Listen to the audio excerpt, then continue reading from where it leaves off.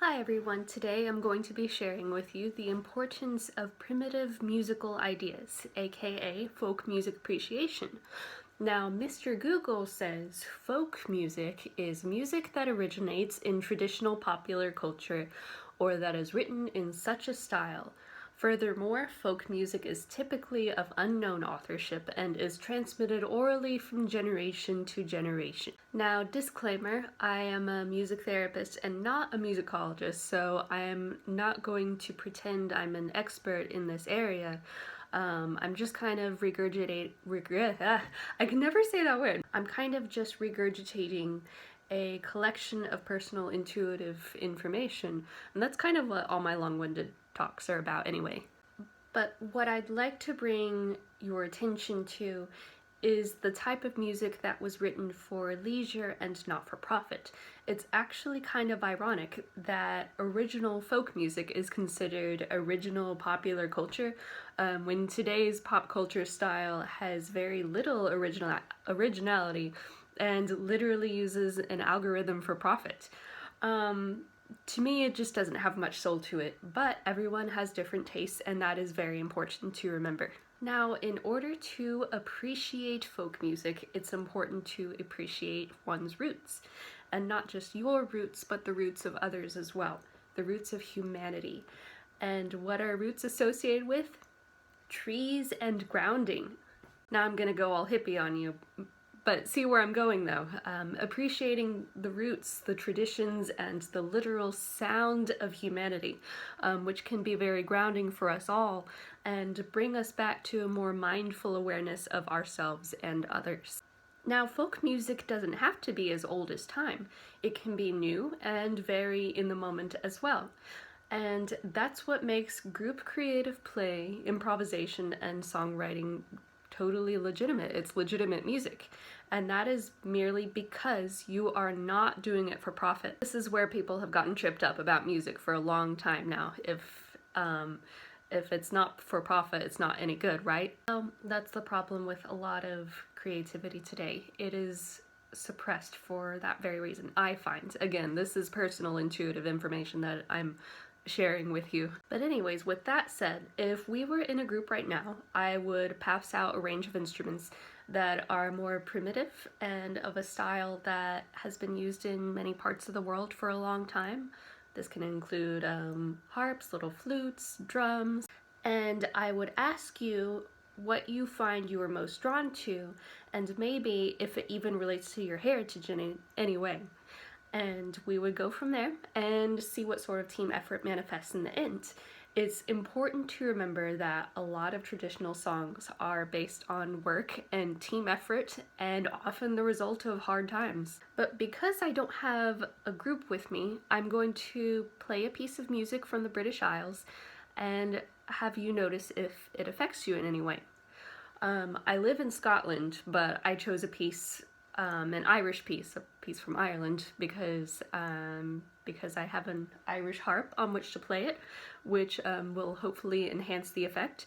That and my personal roots are Irish. I like to tell people here when they ask, because it's actually quite uncommon here to have as much of a mix of heritage as it is in America, where I'm from. And I like to tell people every white person you meet will probably either have Irish or Scottish heritage in there somewhere. These are my roots that I'm sharing with you, and I have a proper tool on which to do so. Now, I purposely picked something that not many people are going to know the words to, so I'm not doing Danny Boy or The Last Rose of Summer or anything. I picked something that not many folks know, but really capture kind of an essence of Irish music, like the rhythms and the minor tone.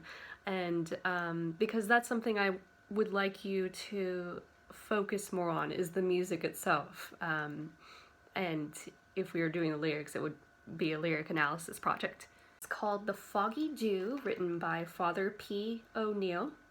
It says, this song about the 1916 Easter Rising was an appeal for Irishmen to fight for their own country rather than for the British in a foreign war.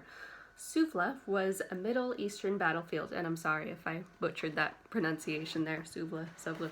Nonetheless, if you are interested in the lyrics, you are welcome to Google them. Right, here it is, The Foggy Dew on Irish Lever Harp.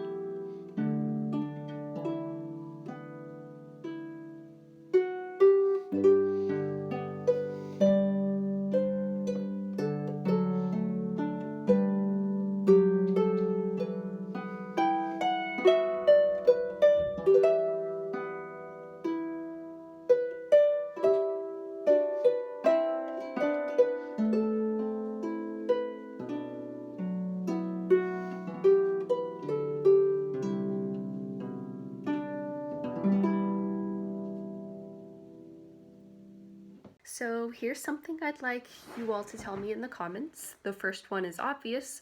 What did you notice and how did it affect you?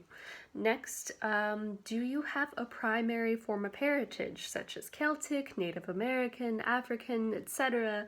And what kind of music and instruments and sounds and rhythms do you associate with it? Are you proud of it? Of course you are. To conclude, I kind of wanted today's theme to provoke thoughts.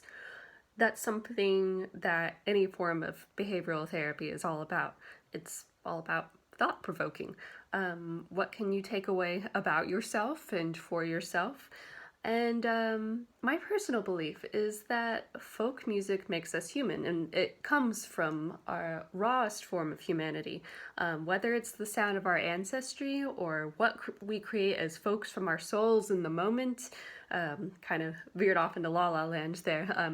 What do we create and what did our ancestors create as a way to motivate us or help us cope with daily life?